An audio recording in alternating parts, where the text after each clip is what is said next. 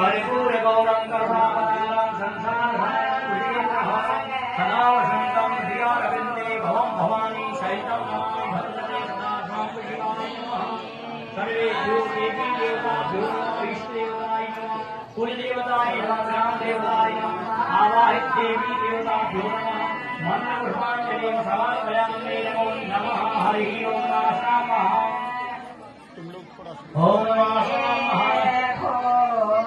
अग्निदूतं पुरोदरे हव्यवाहमुपप्लवे देवामाशादया धिया स्वामिमुखम् अग्निस्थापयतः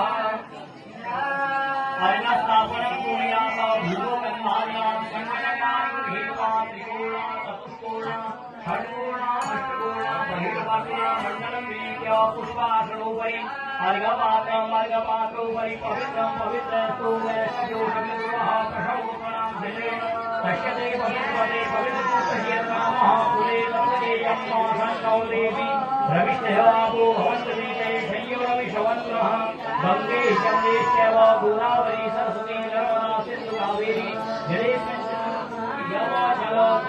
पत्र पुष्पभ्यः केचलेन आत्मानं सर्वान् करिष्यमाण शिवमहापुरान् तथा प्रवर्तकर्मणि तथा कथेन इष्टेतान्यं करिष्यमाण शिव हवन् कर्मणि सामग्री संपूर्ण विष्णुमण्डलीकास्य